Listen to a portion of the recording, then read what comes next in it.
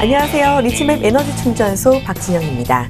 자, 한 주 중에 가장 힘든 고비인 수요일입니다. 이 평일에 딱 가운데 날이다 보니까요. 이 주말까지 좀 너무 멀게 느껴지는 것 같아서 조금 지칠 수가 있는 날들인데요. 이런 나른한 수요일 오후 오늘 저희 에너지 충전소와 함께 하시면서 에너지 팍팍 받아가시길 바랍니다.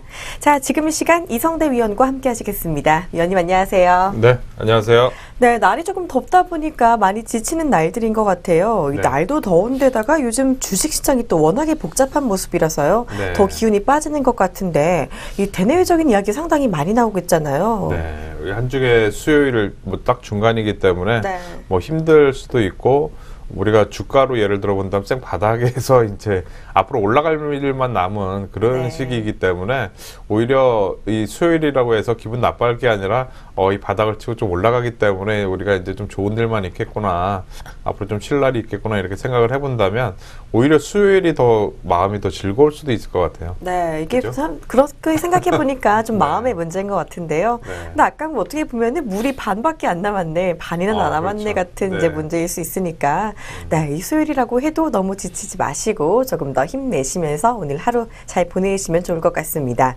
이 사실 수요일을 잘 보내면 주말이 참 금방 다가오잖아요. 그렇죠. 네, 이제 조금만 더 기다려 보시면서 지켜보시면 좋을 것 같고요. 또 내일은 여러 가지 변수가 기다리고 있는데 이 내일 고비만 넘기면 그래도 우리 주식시장 조금 더 괜찮아지지 않을까 생각해 볼 수가 있겠습니다. 자, 오늘 우리 지수는요, 코스피와 코스닥 모두 장 초반에는 상승 출발을 하더니 이 장중에 상승폭을 반납하면서 이 지금 지수 둘 다 하락 전환하고 있는 모습입니다. 수급 역시 양시장 모두 주춤한데요. 오늘 양시장 모두에서 기관과 외국인이 쌍끌이 매도를 하고 있는 상황입니다. 조금 부진한 시장 흐름이긴 한데요. 그래도 이 잠시 후에 종목 충전소에서 잠시 자세히 살펴보시면서 시장 대처하는 방법 알아가시는 게 좋을 것 같습니다. 자, 그러니까 오늘도 끝까지 함께 해주시면서 투자 전략 궁금증 해소해 가시길 바랍니다. 자, 그럼 지금부터 리치맵 에너지 충전소 시작하도록 하겠습니다.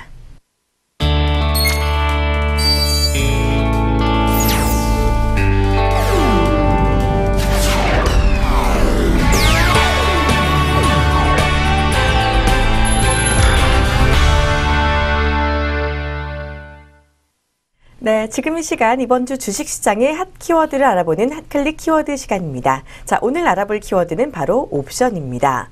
자, 매달 둘째 주 목요일이 바로 옵션 만기일인데요. 그래서 늘 그쯤 되면 주식의 변동성이 많이 나타납니다.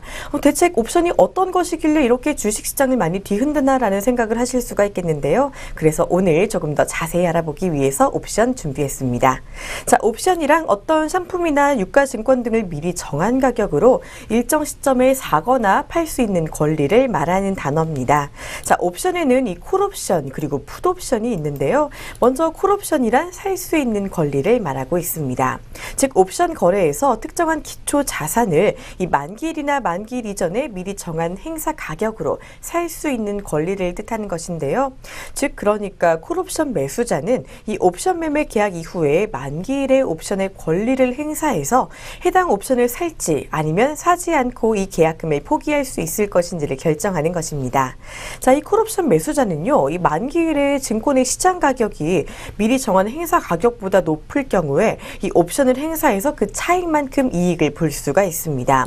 자, 이 경우에 순이익은 콜옵션을 행사해서 받는 차액에서 이 앞서 지불한 계약금을 뺀 값이 되는 겁니다. 자, 물론 만기일에 시장 가격이 행사 가격보다 낮다면 이 직접 시장에서 상품을 사는 것이 낫겠죠. 그렇기 때문에 이 매수자는 콜옵션 행사를 포기하게 되고 그러니까 계약금만큼의 손실만 부담하면 되는 것입니다. 자, 이 콜옵션도 역시 사고 파는 것이기 때문에요. 분명히 매수자와 매도자가 존재합니다. 자, 이론적으로 볼 때 이 콜옵션을 사는 매수자는 이익을 무한정으로 늘릴 수가 있고요. 손실은 한정시킬 수 있는 포지션을 갖게 된다고 합니다.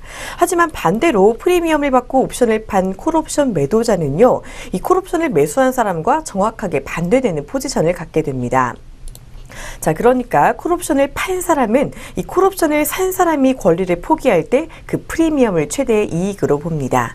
하지만 이 콜옵션의 매수자가 권리를 행사하면요, 콜옵션 매도자는 아주 큰 손실을 보게 되는데요.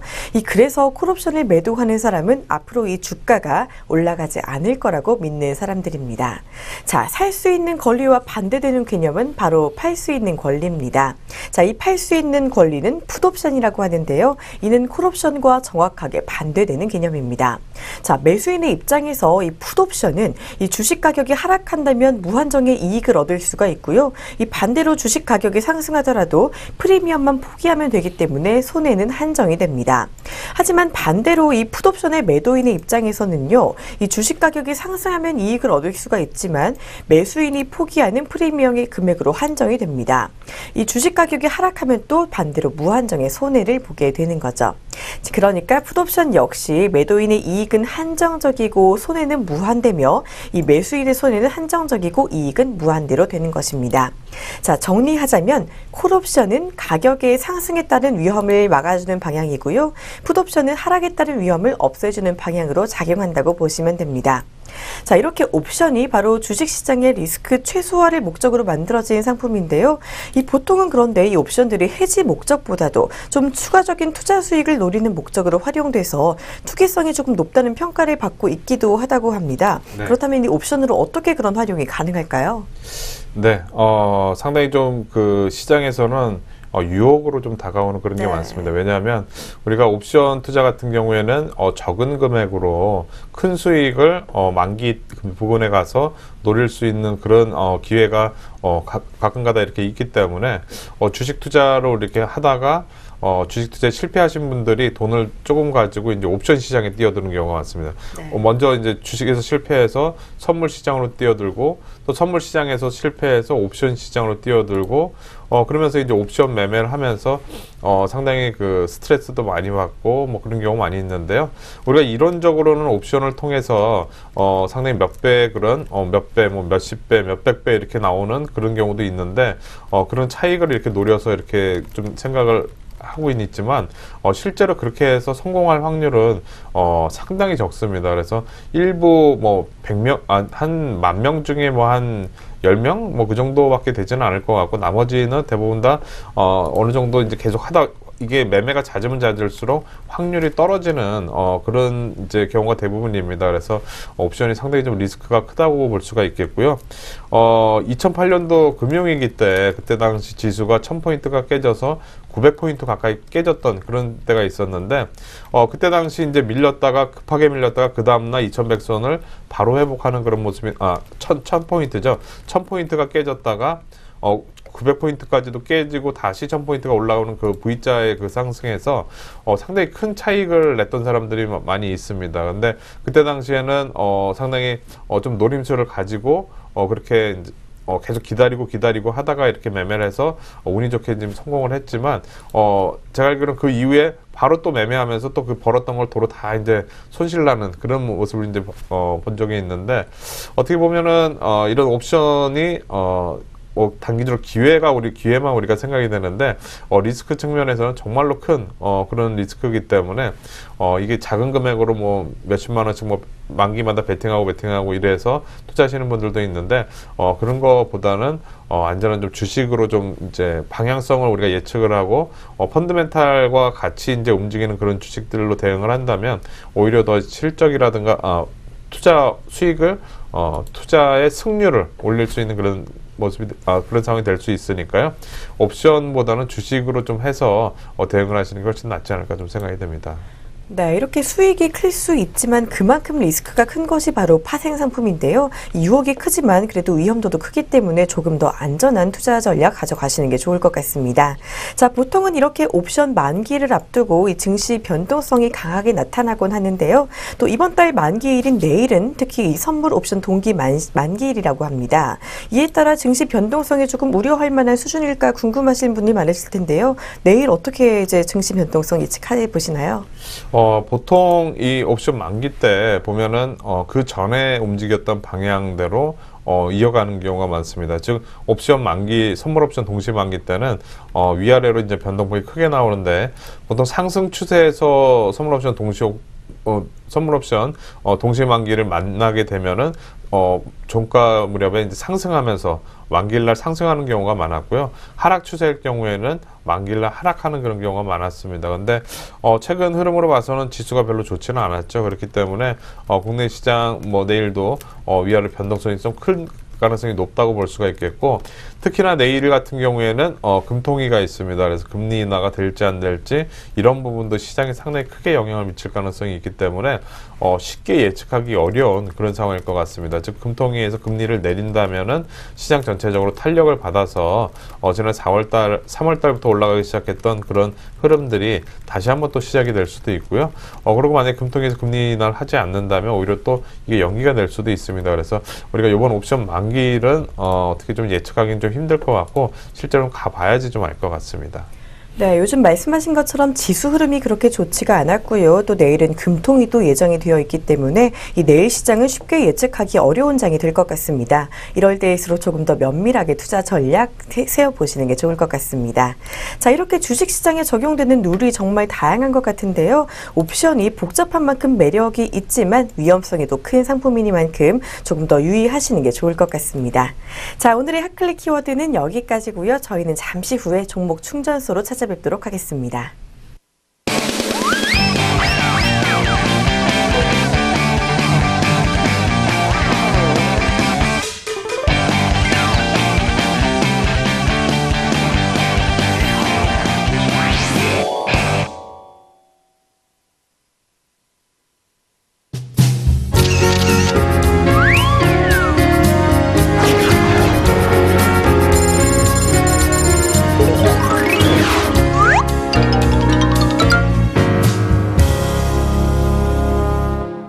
지금 이 시간 종목 충전소 시간입니다. 자, 먼저 오늘 지금 현재 지수 어떻게 움직이는지 동향 점검부터 하고 넘어가도록 하겠습니다.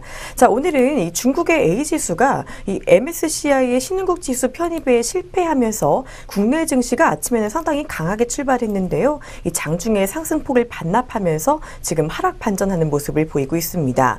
지금 현재 코스피는 전일보다 0.43% 하락한 지금 지수를 보이고 있고요. 코스닥 역시 지금 계속해서 낙폭이 가파르게 나타나고 있습니다. 코스닥은 지금 0.96% 하락한 모습을 보이고 있는데요. 지금 현재 지수가 조금 주춤하면서 변동성이 크게 나타나고 있습니다. 네. 이 지수 어떻게 된 걸까요?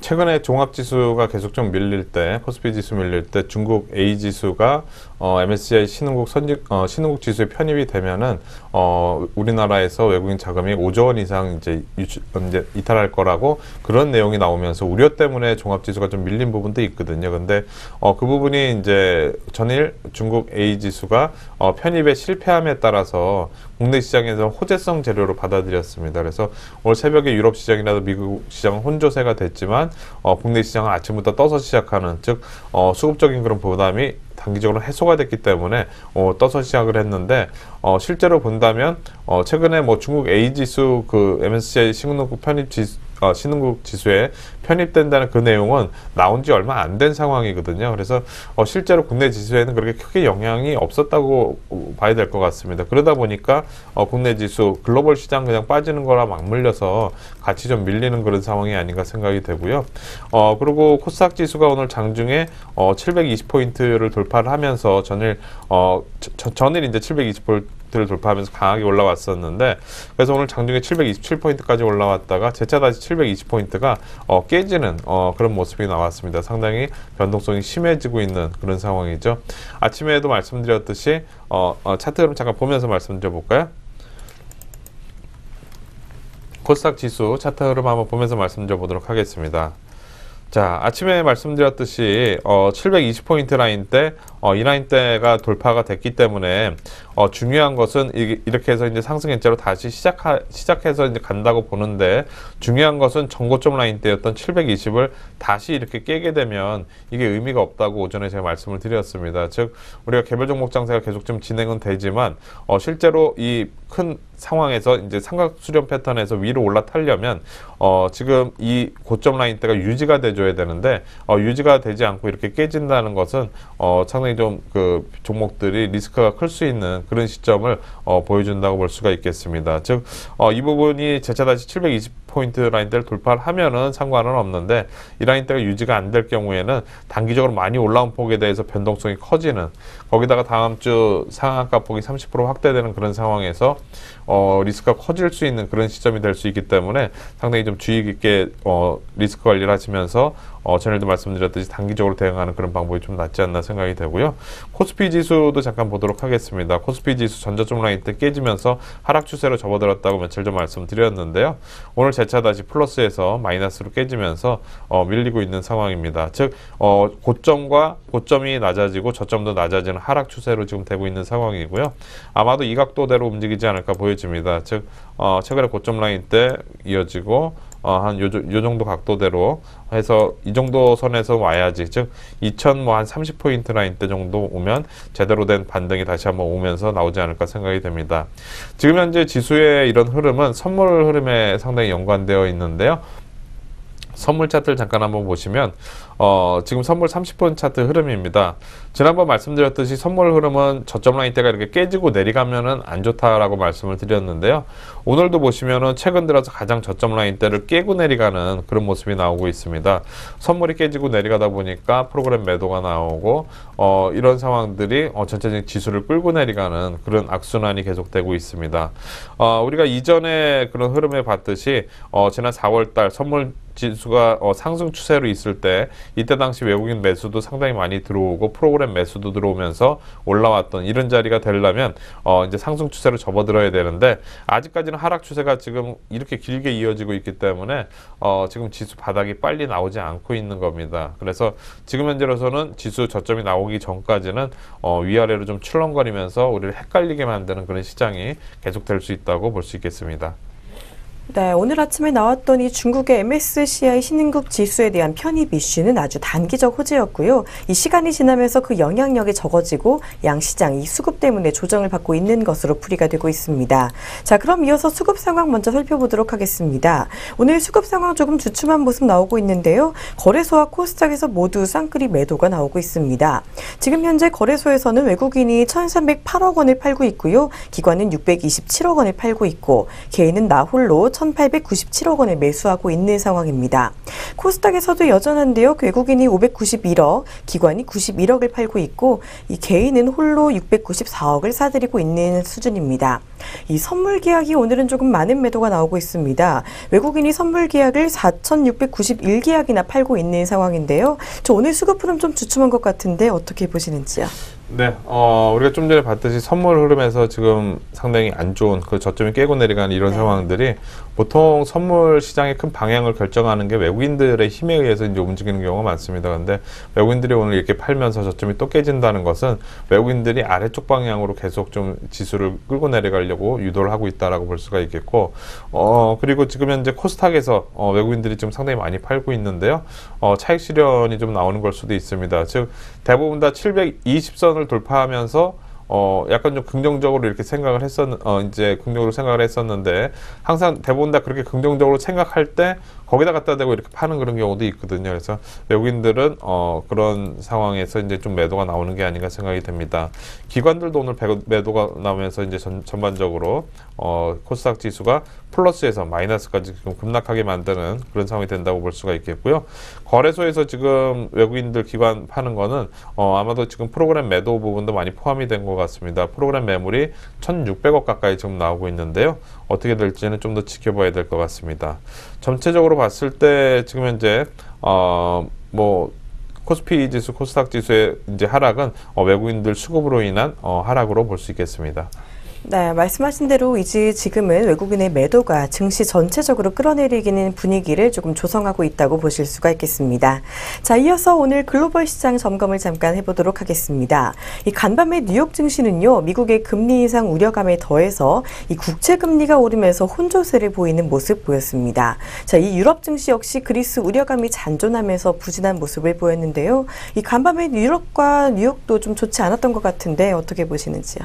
네, 며칠 새 계속 그 똑같은 내용이 반복이 되면서 시장을 반등하지 못하는 그런 상황이 되는 것 같습니다. 즉, 미국의 금리 인상에 대한 그런 시점이 좀 빨라질 거라는 그런 우려감, 그리고 그리스 문제가 자꾸 질질 끌어가면서 6월 말까지 가야지 결론이 날 것 같은 그런 분위기, 이런 상황들이 시장 전체적으로 반영이 되면서 전 세계 증시가 좀 조정을 계속 받고 있는 그런 상황입니다.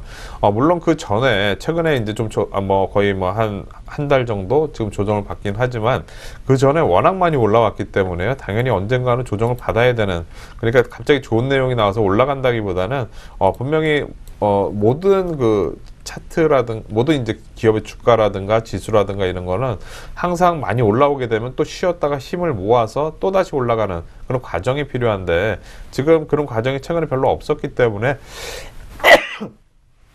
죄송합니다. 과정이 별로 없었기 때문에 때문에 최근에 좀 조정을 계속 좀 받는 그런 상황이 아닌가 보여집니다. 다우지수 차트 흐름 한번 보면서 말씀드려 보도록 하겠는데요. 지금 현재 보시면 다우지수 장기 평선 라인 때도 깨진 상황에서 오늘 마무리가 됐습니다. 뭐 크게 빠지지는 않았지만 18,300포인트대에서부터 빠진 폭에 대해서 약간 좀 쉬어가는 그런 상황이 되고 있는데, 오늘까지 해서 3거래일 연속 지금 하락하고 있는 그런 모습이고요. 지금 이평선 라인 때가 너무 쉽게 깨지는 그런 모습, 대부분 다 이평선들이 위에서 이렇게 몰려 있는데 지금 이렇게 깨진다는 것은 옆으로 횡보했던 길게 이렇게 횡보했던 이 힘이 아래쪽으로 좀 작용할 수 있는 그런 상황입니다. 그래서 단기적으로 큰 호재성 재료라든가 이런 게 좀 나와줘서 바로 돌파하지 않는 이상은 당장은 다우지수의 하락 추세 좀 더 이어지지 않을까 생각이 되고요. 유럽 시장도 한번 보도록 하겠습니다. 프랑스 증시인데요. 프랑스 증시 오늘 0.15% 하락한 4,850.22포인트로 마감이 됐습니다. 오늘 장중에는 훨씬 더 많이 밀렸다가 낙폭을 좀 축소하면서 마감을 했지만 전저점 라인대를 깨고 내려가는 그런 모습입니다. 코스피 지수가 전저점 라인대 깨고 2,067포인트대 깨고 밀리는 것처럼 프랑스도 같이 밀리는 그런 모습이 나오고 있고요. 대신에 지금 유럽 증시 같은 경우에는 이렇게 밀리고는 있지만 양적 완화를 계속 지속을 하고 있고 내년 9월까지도 지속이 될 거기 때문에 많이 올라온 폭에 대해서 쉬어가는 과정이 마무리가 되면 재차 다시 바닥을 만들면서 전고점 라인들을 돌파할 가능성이 높은 거죠. 즉 그리스 문제가 어느 정도 결론이 날 때쯤이 저점이 되지 않을까 생각이 되고 그 이후로 다시 한번 돌아설 것 같습니다. 그래서 중기적인 관점에서는 유럽 시장 같은 경우에는 모멘텀을 갖고 있기 때문에 지금 조정이 크게 부담은 없는데, 미국 시장 같은 경우에는 최근에 워낙 많이 올라왔고 이제 돈을 푸는 것을 이제 멈추고 오히려 흡수하는 그런 상황이 되다 보니까 이 부분이 어떻게 작용을 할지는 우리가 시장에서 좀 지켜봐야 될 것 같습니다. 네, 늘 그랬듯이 같은 이유로 글로벌 증시가 조금 흔들리는 모습인데요. 그동안 많이 오르기도 했고 또 딱히 추가적인 모멘텀이 없기 때문에 이 오른 데에 따른 조정이라고 보실 수가 있겠습니다. 자, 이어서 아시아 증시 살펴보도록 하겠습니다. 오늘 아시아에서는 일본이 조금 많이 오르고 있고요. 반면에 중국이 조금 주춤한 모습을 보이고 있는데요. 오늘 아시아 증시 전체적인 상황 어떻게 보시는지요? 네, 각계 전투라고 볼 수 있겠습니다. 뭐 각자 그 나라에 맞는 그 상황에 따라서 연속으로 올라가기도 하고 또 쉬기도 하고 또 많이 빠진 폭에 대해서 반등도 나오고, 뭐 우리가 이제 이전 같았으면 연관성이 있어서 한쪽이 올라가게 되면 다 같이 올라가고 밀림 같이 밀리는 상황이 됐는데 요즘에는 약간 다른 그런 흐름이 나오는 것 같습니다. 먼저 중국 시장 보도록 하겠는데요. 차트 흐름 보도록 하겠습니다. 자, 이 시간 현재 중국 지수 0.45% 하락한 5,090.71포인트를 기록을 하고 있습니다. 단기적으로 5일선이 살짝 깨지는 모습이 오늘 장중에 나왔었는데 재차 다시 5일선 위로 올라가고 있는 그런 모습입니다. 역시나 전고점을 돌파를 했기 때문에 이 부분이 의미가 있는 것 같고요. 단기적으로는 많이 오른 폭에 대해서 약간 부담스럽긴 하지만 아직까지 고점이 어디다라고 이렇게 논하기 어려운 그런 상승 추세가 지속이 되고 있습니다. 우리가 아까 옵션 이야기를 하면서 옵션이 매수자가는 이제 주가가 많이 올라왔을 때 이제 이익이다라고 말씀을 드렸는데요. 만기에 갈수록 실제로 매도자 같은 경우에는 많이 안 올라올 거라고 생각을 해서 이제 매도를 하는 겁니다. 근데 실제로 본다면 이렇게 중국 지수처럼 계속 올라가게 된다면 이전에 뭐 4,000포인트 돌파할 때도 상당히 많이 올라왔다고 생각을 했는데 이때 만약에 콜옵션을 매도했다. 그렇게 하게 되면 지금 엄청난 그런 손실이 좀 나올 수 있겠죠. 그래서 이런 옵션 아까 말씀드렸던 것처럼 추세가 한 방향으로 진행될 때 좀 리스크도 매도 치는 쪽에서 리스크가 클 수 있기 때문에 주의하면서 대응을 하셔야 될 것 같고요. 말이 약간 딴 데로 넘어갔는데요. 어쨌든 중시장 그런 옵션에서 대응할 때도 상당히 좀 부담스러울 정도로 너무 가파른 상승세가 계속 이어지고 있다라고 볼 수가 있겠습니다. 대만 시장 보도록 하겠는데요. 전일 급락하는 모습이 나오면서 9,200포인트까지 찍었는데 오늘은 또다시 또 급반등하는 그런 모습이 나오고 있습니다. 전일 대만 시장 내에서 뭐 디스플레이 관련주, 그다음에 반도체 관련주 이런 업종들이 지금 급락을 하면서 대만의 이제 주축인 그런 산업이라고 볼 수가 있겠는데 그 산업들이 밀리면서 이제 급락하는 모습이 나왔는데 오늘은 재차 다시 반등이 나오면서 낙폭과대에 대한 그런 반등이 이어지고 있습니다. 일본 시장 보도록 하겠습니다. 일본 시장 보기 전에 먼저 엔달러 환율 잠깐 보도록 하겠는데요. 엔달러 환율이 지금 가파르게 하락하고 있습니다. 엔화 강세라는 얘기죠. 엔화 강세가 이어진다는 것은 달러 약세가 볼 수가 있고, 최근에 이 올라가는 이 과정 중에서 우리 기업들 뭐 자동차 관련된 업종들 상당히 좀 부담스러웠었는데 이렇게 밀리는데도 자동차 관련주들이 반대로 좀 올라야 되는데 그런 되게 움직이는지 우리가 좀 잘 지켜봐야 될 것 같고, 어쨌든 엔화 약세가 좀 계속 지속이 되고 있습니다. 그리고 일본 시장 지금 보도록 하겠는데요. 일본 시장 오늘 0.70% 상승하면서 22,200포인트대를 유지를 하고 있습니다. 즉 상승 추세가 계속 좀 이어지고 있는 그런 모습이라고 볼 수가 있겠고요. 크게 부담 없는 그런 상황이 계속 좀 이어진다라고 볼 수가 있겠습니다. 네, 오늘 이렇게 각 나라별로 움직이고 있는 아시아 증시 상황까지 살펴봤습니다. 그럼 이어서 오늘 시장에서 주목할 만한 이슈와 특징 종목들 조금 더 알아보도록 하겠습니다. 자, 먼저 지금 삼성물산을 조금 알아봐야 할 것 같은데요. 지금 현재 삼성물산 큰 폭의 상승세를 보이고 있습니다. 지금 현재 7%가 넘는 상승세 보이고 있는데요. 이 제일모직과 합병에 관련해서 미국계 헤지펀드 엘리엇 매니지먼트와의 분쟁이 계속 부각되면서 오르고 있는 모습입니다. 자, 이 엘리엇은 전일 서울중앙지법에 이 삼성물산을 상대로 주총 결의 금지 가처분 신청을 내기도 했는데요. 이는 삼성물산의 가치가 과소평가되었고 이 합병안이 공정하지 않아서 이 많은 삼성물산 주주들의 이익에 반한다고 이야기하고 있습니다. 이에 대해 일부 소액 주주들도 엘리엇의 편을 들면서 이 주식을 조금 위임한다고 나서면서 삼성물산과 제일모직이 합병에 조금 난항이 예상이 되고 있는 상황인데요. 자, 이 삼성과 엘리엇의 싸움 어떻게 봐야 할까요? 네, 전일까지 엘리엇이 이제 합병을 반대를 하면서 합병이 무산이 될 가능성이 높아지면서 삼성물산이 좀 밀리는 모습이 나왔습니다. 즉, 최근 삼성물산의 주가가 뭐 한 6만 원대 초반에서 움직였다는 것을 감안해 본다면 지금 현재 주가가 7만 원대니까 지금 뭐 합병이 무산이 되면 다시 제자리 찾아가야 되는 거죠. 그러니까 지금 전일까지도 해서 주가가 좀 밀리는 상황이 됐었는데 오늘은 재차 다시 또 올라오면서 이 제일모직과 삼성물산의 합병이 어떻게 될지 모르는 그런 불확실성이 계속 좀 전개가 되는 것 같습니다. 즉 삼성그룹 쪽에서도 지금 반박하는 그런 내용을 내놓으면서 이 합병이 엘리엇 같은 경우에는 삼성물산과 제일모직 합병이 삼성물산이 상당히 불리한 그런 이제 불리한 조건이다라고 얘기를 했지만 실제로 삼성 쪽에서는 그렇지 않다라는 또 그의 내용을 하면서 전반적으로 그 힘겨루기가 좀 되어 있는 그런 모습입니다.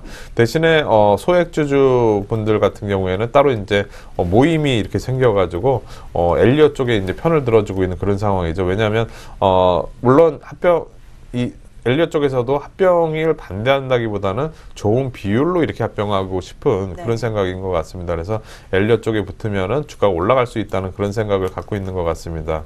원래 삼성물산이 다양한 그런 이제 삼성그룹의 지분들을 갖고 있는데 그거에 대한 가치가 제대로 평가되지 않았다고 생각하시는 분들이 상당히 많을 거예요. 그래서 그런 부분들이 부각이 되면서 지금 엘리엇 쪽으로 붙은 상황이고 점점 더 표대결은 뭐 좀 더 심해지고 있는 그런 상황이라고 볼 수가 있겠습니다. 그래서 이런 불확실성이 좀 지속이 되는 이런 흐름 속에서 주가는 상당히 좀 위아래로 좀 출렁거릴 그런 가능성이 높다고 보여지고요. 당장 이 내용 때문에 주가가 계속 올라간다, 밀린다 이렇게 얘기하기 어려운 그런 상황이 전개가 되고 있습니다. 그래서 이거를 뭐 예측을 해서 이거 어떻게 될 거야 해서 이렇게 매매하시기보다는 오히려 가지고 계시다면 좀 리스크 관리 하시면서 좀 대응을 하시는 게 낫지 않을까 생각이 됩니다.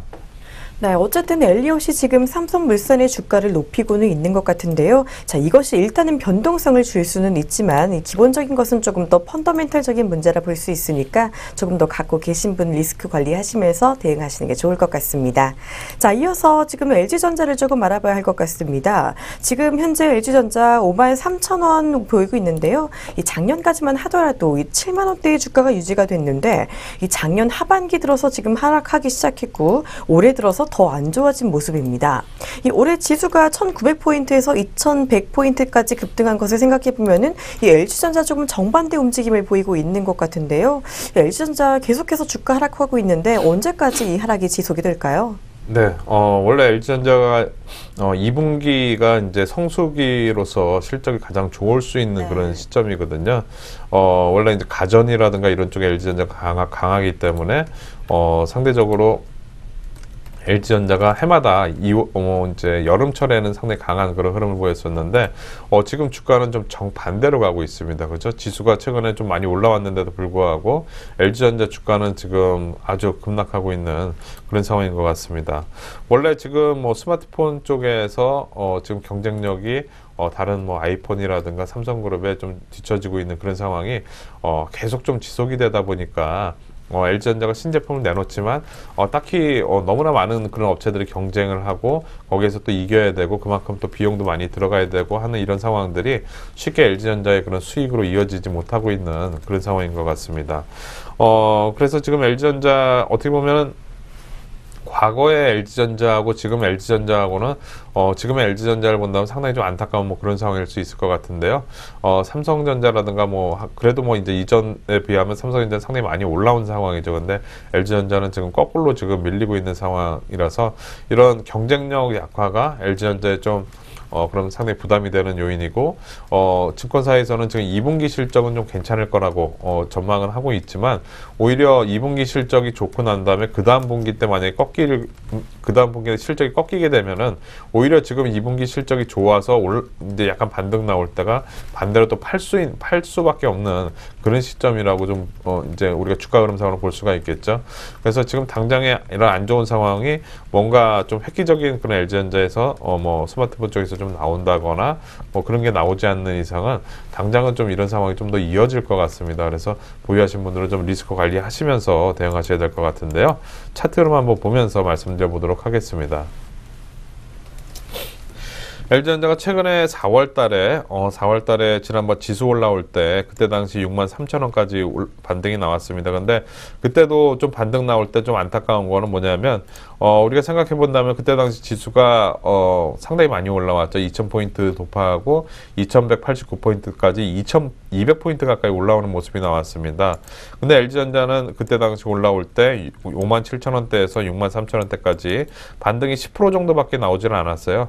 그러고 나서 지수 빠지기 시작하니까 지수보다 훨씬 더 많이 빠지는, 즉 올라올 때는 제대로 올라가지 못하고 밀릴 때는 가파르게 밀리는, 즉 업황이 안 좋다, 모멘텀이 없다는 것을 여실히 보여준다라고 볼 수가 있겠고, 긴 관점에서 좀 본다면 지금 보시면은 몇 년에 지금 이때 당시 최근 들어서 이제 가장 저점 라인 때가 지난 2011년도 그때 저점 라인 때 52,000원대였는데요. 52,300원인데 그 라인 때까지도 지금 밀려 있는 그런 상황이에요. 53,000원이니까 너무나 많이 지금 계속 이제 최근에 한 3, 4년 동안 경쟁력이 좀 많이 잃어버린 그런 부분들이 이렇게 주가 하락으로 나오면서 전저점까지도 깨지고 있는 그런 상황인 것 같습니다. 그래서 단기적으로 자산 가치는 있기 때문에 낙폭 과대에 대한 반등은 좀 나올 수는 있지만 상승으로 전환되기에는 시간이 좀 걸릴 것 같습니다. 그래서 리스크 관리하시면서 대응하셔야겠습니다. 네, 이 LG전자가 스마트폰인 G4, 이 신제품이 나왔음에도 계속 부진한 모습을 보였는데요. 2분기 실적이 조금 좋게 나타난다고 하더라도 이 경쟁력 약화 측면에서 지속적인 상승 추세를 예측하기는 좀 힘들 것 같습니다. 자, 이 종목 보유하고 계신 분들 리스크 관리 잘 해주시는 게 좋을 것 같습니다. 자, 이어서 효성을 알아보도록 하겠습니다. 이 효성이 지금 사상 최고가를 돌파하려는 모습을 계속해서 시도를 하고 있다고 하는데요. 효성은 지난 2010년 11월에 이 13만 7천 47,500원의 신고가를 기록한 이후에 45,000원대까지 많이 하락을 한 모습이 있었습니다. 그러다가 다시 올해 들어 급등하면서 137,500원이 신고가 돌파를 앞두고 있는 상황인데요. 지금 현재 효성 132,000원 나타내고 있습니다. 그동안 참 대단하게 올라왔다고 할 수가 있겠는데요. 이 최근에 또 기관과 외국인의 매수가 또 이어지고 있다는 모습이라는 이야기가 나오는데 이 효성 언제까지 가지고 있는 게 좋을까요? 네, 뭐 이렇게 좀 전에 봤던 그 종목하고 효성하고 너무 이제 상반된 그런 모습이 나오고 있는데요. 즉 효성이 지금 올라가는 건 실적이 상당히 좋아지는 이런 부분들이 반영이 되면서 올라가는 것 같습니다. 올해 1분기 때 영업이익이 2,222억을 기록을 했는데요. 작년 대비해서 100% 가까이 증가하는 그런 모습이 나왔습니다. 즉 주가 실적 모멘텀이 있는 종목들은 이렇게 지수가 뭐 불안하건 미국의 금리가 어떻건 뭐 그리스 문제가 어떻건 뭐 계속 올라가는 이런 상황이 되고 있죠. 그래서 우리가 종목 선정을 할 때 뭐 단기적으로 많이 올라온 종목들에 대해서는 좀 부담은 있지만 실적이 턴어라운드가 되는 이런 종목들에 대해서는 분명히 관심을 가질 필요가 있을 것 같습니다. 즉 실적이 좋은 부분이 반영이 되면서 이렇게 가파르게 올라가는 그런 상황이라고 볼 수가 있겠고, 최근에 뭐 기관 외국인 계속 좀 매수를 하고 있는 그런 상황입니다. 차트로 한번 보도록 하겠는데요. 지금 현재 보시면 효성 최근에 13만 원대가 고점 라인 때였는데 13만 원대를 이제 강하게 돌파를 하면서 오늘 살짝 머리를 내밀고 있는 그런 상황입니다. 근데 약간 좀 긴 관점에서 이렇게 좀 놓고 본다면 지난 월봉 차트를 한번 볼까요? 월봉 차트로 보면은 13만 7,500원 2010년도의 고점 이후로 재차 다시 이제 올라가는 그런 모습이고, 장기적인 관점에서 본다면 상승 추세가 계속 이어지고 있습니다. 즉 지난 13만 원대에서 밀리긴 했지만 장기 상승 추세, 장기 이평선 라인들 깨지지 않고 재차 다시 힘을 모아서 올라가는 거기 때문에 지금 뭐 세계 1위의 기술들 뭐 이런 것들이 지금 빛을 발하고 있는 그런 상황이라서 추가적으로 더 상승이 가능한 그런 상황이 아닐까 보여집니다. 대신에 지금 보시면은 전고점 라인대가 13만 원대였는데요. 보통 이렇게 전고점 라인대가 돌파가 되면 13만 원대가 깨지지 않아야지 이 상승 추세가 유지가 됩니다. 그래서 13만 원 깨지기 전까지는 좀 더 간다고 봐야 될 것 같고, 목표 가격은 보통 전고점 라인대에서 10% 정도 보시면 될 것 같습니다. 그래서 한 14만 원대, 14만 5천 원대 그 정도 선까지도 이번에 올라가면 올라가지 않을까 생각이 됩니다.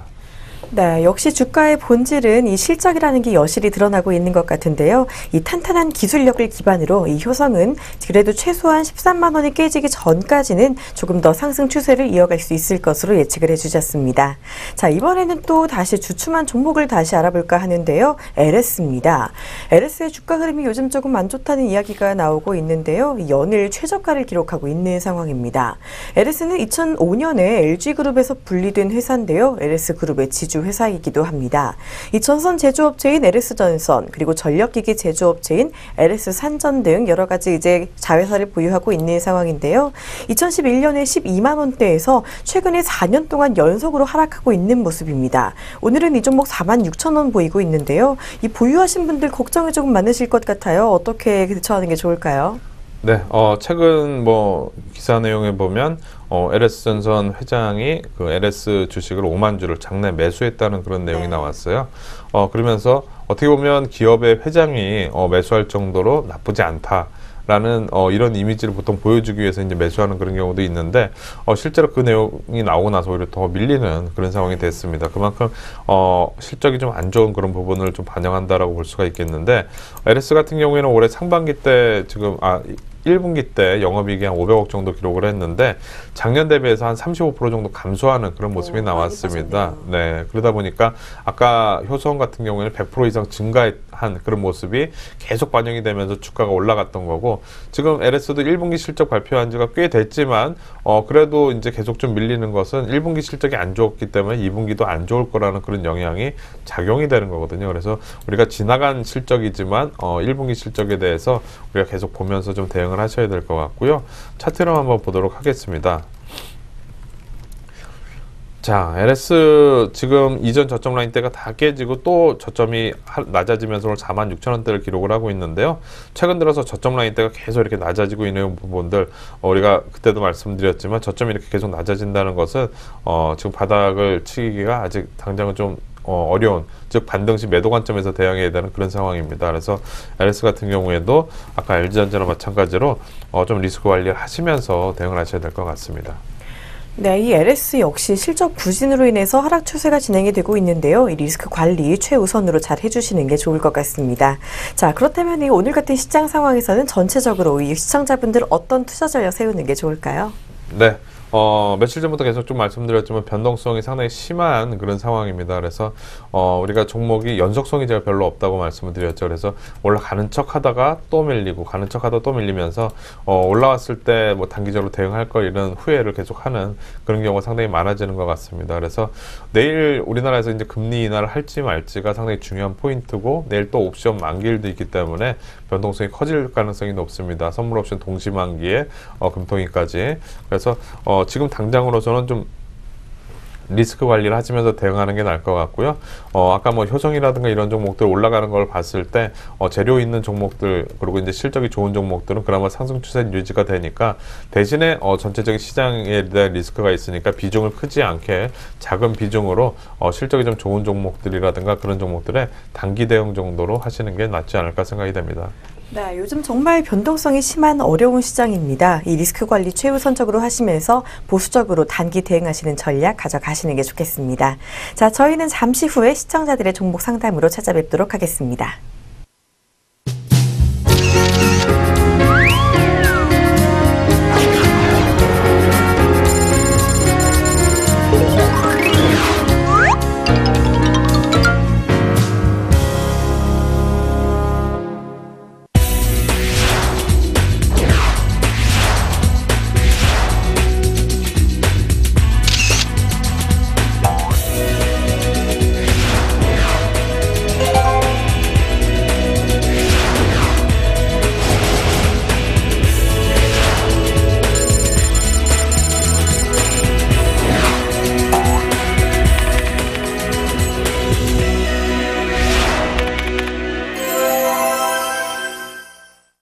지금 이 시간 시청자분들 종목 상담해드리는 종목 상담 시간입니다. 자, 투자 전략 세울 때 고민되시는 분들은요, 이 아래 오시는 이쪽으로 연락을 주시면 되는데요. 전화번호 02-6344-7557이고요. 홈페이지는 www.richmap.co.kr로 들어오셔서 많이 참여해 주시고 투자 전략 가져가시길 바랍니다. 자, 그렇다면 첫 번째 종목 상담 시작하도록 하겠습니다. 자, 원래 오늘 첫 번째 종목 상담은 전화 연결을 원하셨는데요. 오늘 연결이 안 돼서요. 저희가 그냥 말씀을 드리도록 하겠습니다. 자, 김인자님께서 이제 신청을 해주셨는데요. 현대중공업을 매수하셨다고 하셨어요. 그런데 네. 이 매수가가 말씀을 조금 안 돼 있는 것 같은데 네. 그냥 어떻게 진행해도 될까요? 네. 현대중공업 한번 보도록 하겠습니다. 최근에 조선업황이 워낙 좀 안 좋은 그런 상황이 되면서 작년에 현대중공업 뭐 상당히 좀 많이 밀리는 그런 상황이 됐었죠. 많이 밀렸다는 것은 그만큼 실적이 좀 안 좋아졌다는 건데 작년 한 해만 그 영업 손실이 3조 2천억 가까이 됐습니다. 그러니까 우리가 1조만 벌어도 좋을까 말까 하는데 지금 3조를 까먹고 있는 거니까 주가 흐름상으로는 당연히 밀릴 수밖에 없었던 그런 상황이 나오면서 10만 원대도 깨지는 그런 상황이 나왔었는데요. 올해 1분기 들어서 영업 손실이 좀 많이는 아니고 좀 줄어들긴 했습니다.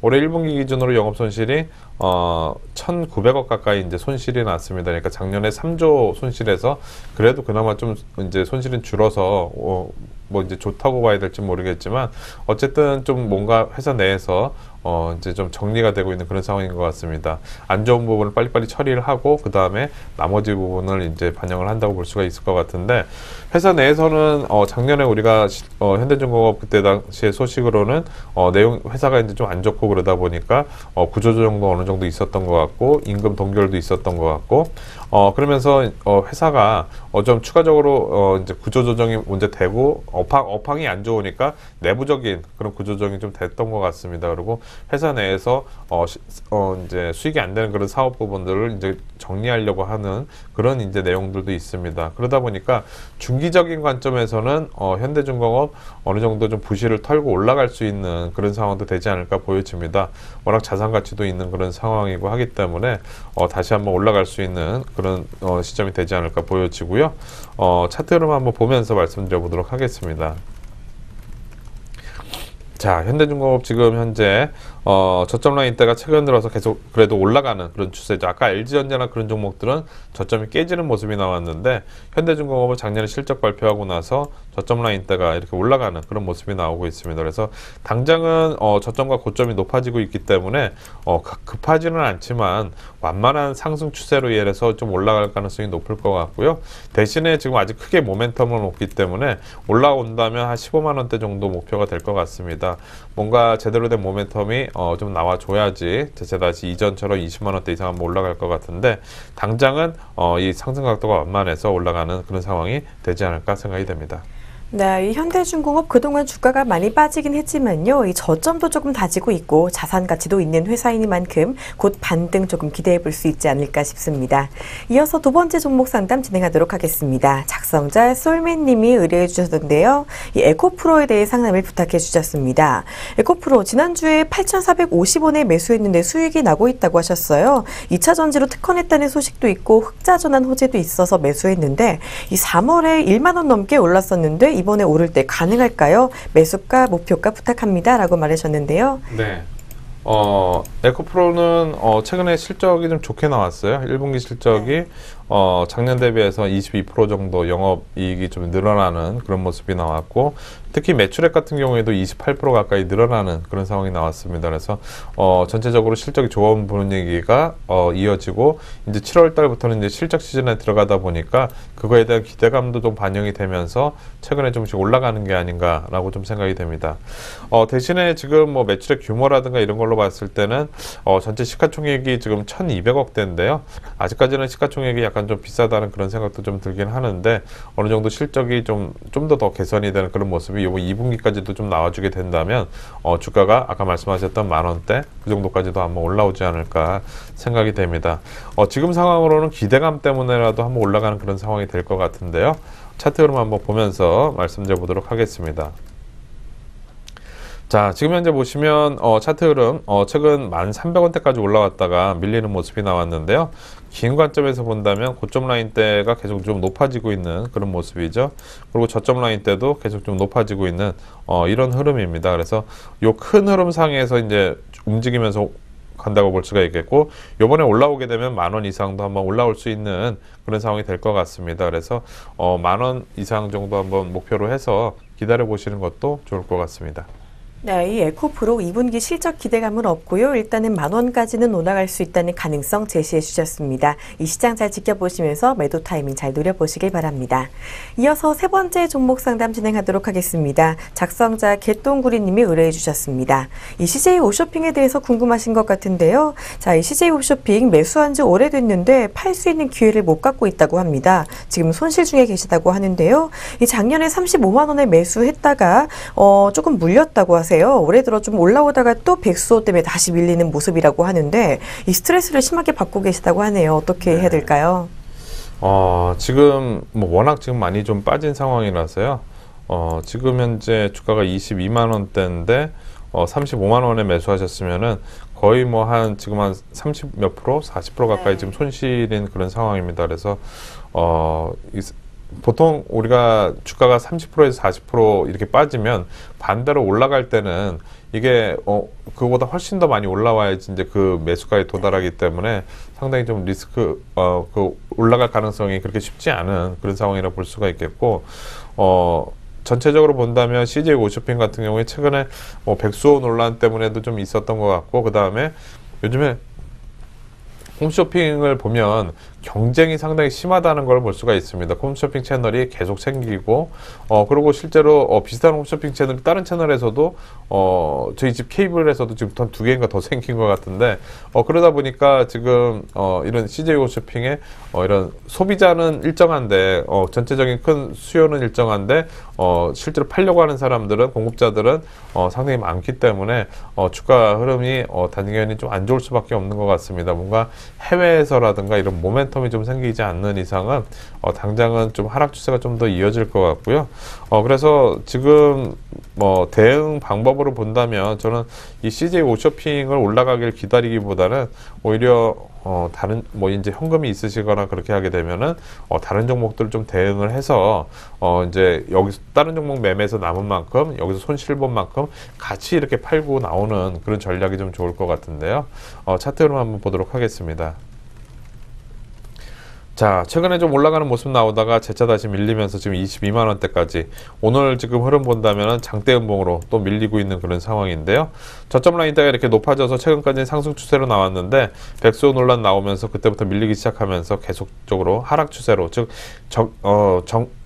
장기 이평선을 돌파를 했다가 다시 깨고 내려가는 하락 추세가 시작이 되고 있습니다. 그래서 아직까지는 반등이 나와봐야 그렇게 크게 나오지는 못할 것 같아요. 그래서 이 종목을 뭐 지금 이렇게 빠졌는데 손절매 하라고 그러기에는 좀 그럴 것 같고 다른 종목으로 좀 대응하셔서 좀 수익을 내보시는 그런 전략이 좋을 것 같습니다.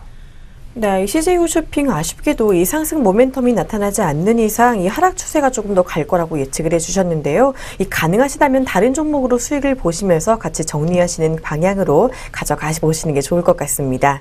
자, 지금 이렇게 상담 많이들 해주고 계시는데요. 이 상담 방법 다시 한번 알려드리도록 하겠습니다. 이 전화번호 아래 나와 있는 것처럼 026344-7557이고요. 이 홈페이지는 www.리치맵.co.kr입니다. 자, 앞으로 주식 투자하실 때 고민 많으신 분들 이쪽으로 문의 주시면은 저희가 친절하게 상담해 드리도록 하겠습니다.